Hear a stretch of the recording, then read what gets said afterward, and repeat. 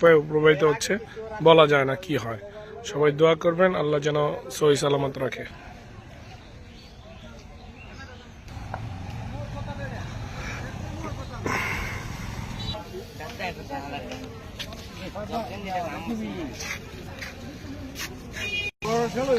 যদি সকালে আপনাদেরকে এই জায়গাটা দেখিয়েছিলাম, তখন থেকে কিন্তু এখন পর্যন্ত প্রায় 2 হাত পানি বেড়ে গিয়েছে। এই জায়গাটা অনেক ডেঞ্জার ছিল, এখানে প্রায় 2 হাত পানি বাড়াতে কিন্তু তারা বস্তা দিয়ে আলাদা করে বাঁধ দেওয়া হয়েছে। দেখতে পাচ্ছেন ওই পাশেও কিন্তু বাঁধ দেওয়া হয়েছে।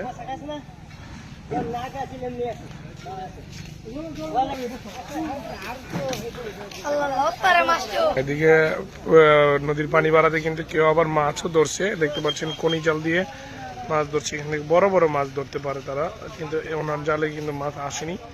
মাছ দেখে হেউ দিয়েছিল কিন্তু মাছ আসেনি। আমরা এখন কর্নেল বাজার যে বটগাছের মোড়, সেখান থেকে কিন্তু চলে যাচ্ছি খলাপাড়া ভুইয়া বাড়ির পাশে, ওইখানে নাকি ডেঞ্জার এরিয়া।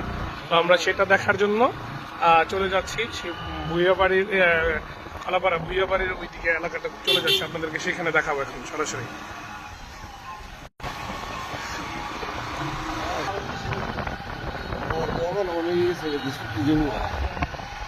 এই যে আমরা খলাপাড়া ব্রিজের কাছাকাছি রয়েছি, যেটা খলাপাড়া কর্নেল বাজার একমাত্র ব্রিজ, সেই ব্রিজের কাছাকাছি আমরা রয়েছি। এখান থেকে কিন্তু আমরা ভুইয়াবাড়ির দিকে চলে যাব।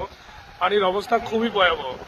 খলাপাড়া ব্রিজের উপরে আছি, ব্রিজ থেকে কিন্তু আমরা এখন খলাপাড়া যে ভুইয়াবাড়ির সামনে যে ডেঞ্জার এরিয়াটা, সেটা দেখতে চলে যাচ্ছি। নদীর পানি কিন্তু বৃদ্ধি পাচ্ছে, দেখতে পাচ্ছেন বিশাল পানি, অনেক পানি হচ্ছে। আসসালামু আলাইকুম সুপ্রিয় দর্শক, আপনারা এখন যে জায়গাটা দেখছেন সেটা হচ্ছে খলাপাড়া ভুইয়াবাড়ি যে এরিয়াটা।